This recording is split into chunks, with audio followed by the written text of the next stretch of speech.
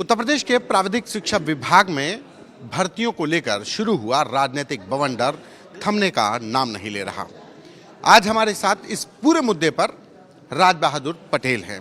राज बहादुर पटेल प्राविधिक शिक्षा मंत्री आशीष पटेल के ओएसडी रहे और उन्होंने ही प्राविधिक शिक्षा विभाग में जो एचओडीज के डीपीसी के द्वारा जो भर्तियां की गई उस पर ऐतराज जताया था। बाकायदा मंत्री और विभाग के तमाम अधिकारियों को पत्र लिखकर कहा था कि ये नियम विरुद्ध है। हमारे साथ राज बहादुर जी खुद ही हैं। राज बहादुर जी, एक साधारण शब्दों में अगर कहें तो ये घोटाला किसने किया और कैसे किया? देखिए, मैं इसको घोटाला नहीं कहता हूँ, ये वित्तीय अनियमितता का मामला है।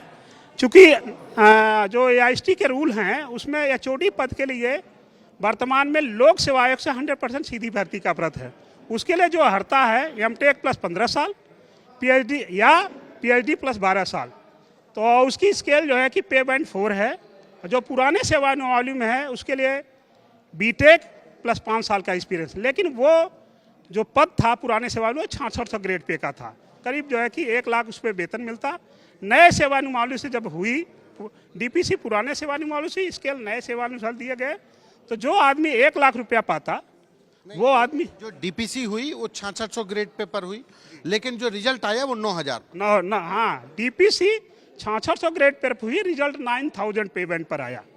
तो जब 9000 ग्रेड बैंड पर डीपीसी ही नहीं हुई तो रिजल्ट यही तो वित्तीय अनियमितता है भाई कि आप डीपीसी पुराने रूल पर कर रहे हो 66 ग्रेड पर में, और रिजल्ट आप जो है कि अरे मतलब बिना अर्हता योग्यता के आप 9000 पे बैंड पर ये रिजल्ट निकाल रहे हैं। और जो भी वो लोक सेवा आयोग से 100% ओपन सिलेक्शन का पद था, तो प्रॉब्लम की जड़ तो यही है।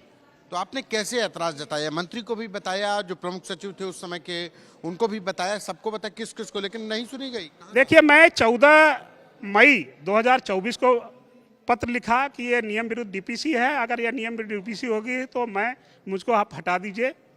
फिर मैंने 22 मई को पत्र लिखा मंत्री जी को, उसकी कापियाँ अध्यक्ष एआईसीटी को, प्रमुख सचिव राज्यपाल, प्रमुख सचिव मुख्यमंत्री, प्रमुख सचिव कार्मिक, प्रमुख सचिव न्याय, प्रमुख सचिव वित्त, प्रमुख सचिव प्रावधान, सबको लिखा कि ये जो डीपीसी हो रही है एआईएसटी के रूल के विरुद्ध हो रही है, इस पर डीपीसी नहीं हो सकती, इसको न करिए। लेकिन डीपीसी 30 मई को हुई। मैं वहाँ से फिर माननीय मंत्री जी से कहा मैं अब एक सेकेंड आपके यहाँ नहीं रह सकता, मुझको जाने दीजिए। इसके बाद डीपीसी तब से 30 मई से लेकर तो मंत्री जी आए थे ना?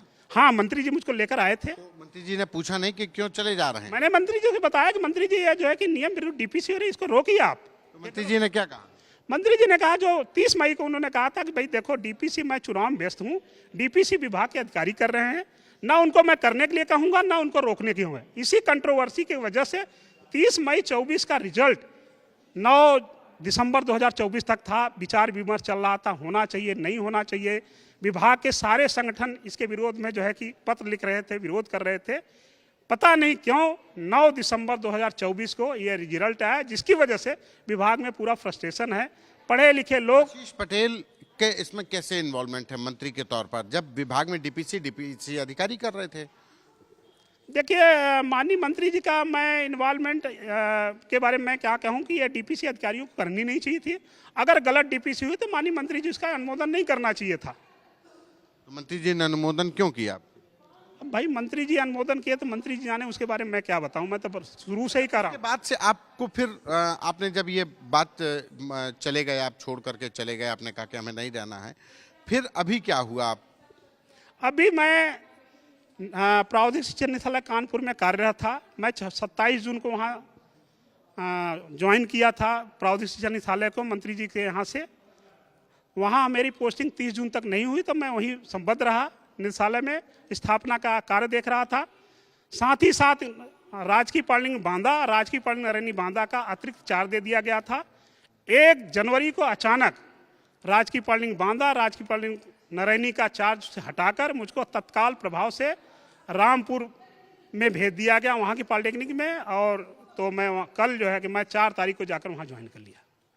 ये सब क्या वो आवाज उठाने का नतीजा है? क्योंकि जब पल्लवी पटेल ने मुद्दा उठाया तो आपका भी आया कि मंत्री के ओएसडी ने इसी बात को लेकर के इस्तीफा दिया, उसका आपको भुगतान भुगतना पड़ रहा है। देखिए, मैं सरकारी सेवा में हूँ, सरकार मुझसे जहाँ भी काम करने के लिए कहेगी यह सरकार का अधिकार है, इसके बारे में मैं कुछ नहीं कहूँगा। लेकिन अचानक मुझे 100 काज नोटिस दिया जाए, कि आप मीडिया में आकर बात कर रहे हैं और मेरा ट्रांसफ़र कर दिया जाए, तो कहीं कहीं लगता है कि मुझको परेशान करने की नीयत है।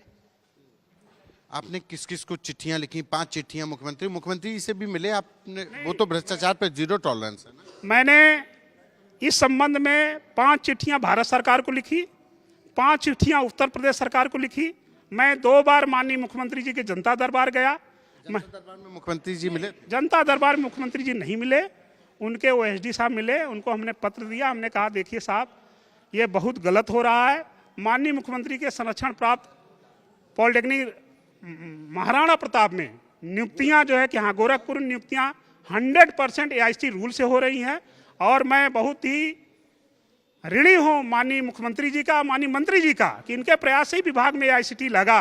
लेकिन ये जो DPC हुई, ये पूर्णतः AICTE का जो संकल्प था कि हाईली क्वालिफाइड टीचर यहाँ रुकेंगे और बच्चों को तकनीकी शिक्षा, अच्छी तकनीकी शिक्षा, उसके पूर्णतः विरुद्ध है।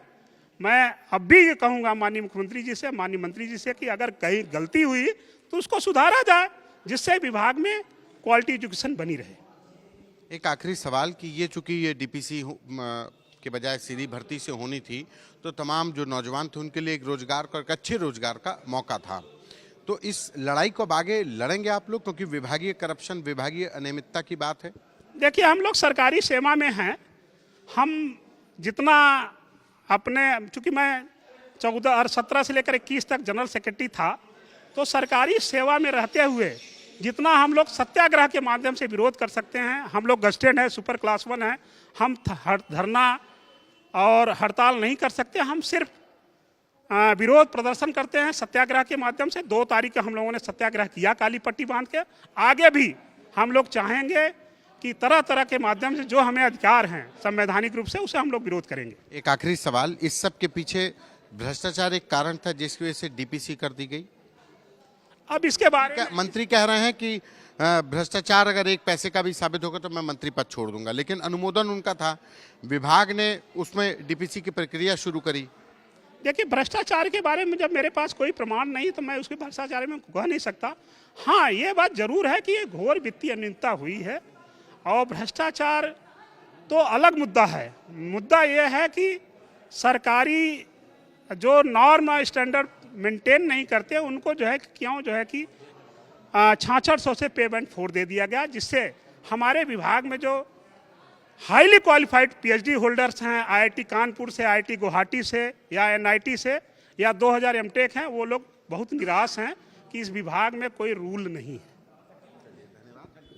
ये राज बहादुर पटेल जो आशीष पटेल के OSD थे, जिन्होंने इस DPC के खिलाफ अपना वहाँ से जो पद था उनका OSD का, वहाँ से वो चले गए और उसके बाद जब से उन्होंने आवाज़ उठाना शुरू किया है, उनका कहना है कि उनको लगातार ट्रांसफर दिए जा रहे हैं, नोटिस दिए जा रहे हैं। कैमरा पर्सन रोहित के साथ संतोष कुमार, आज तक।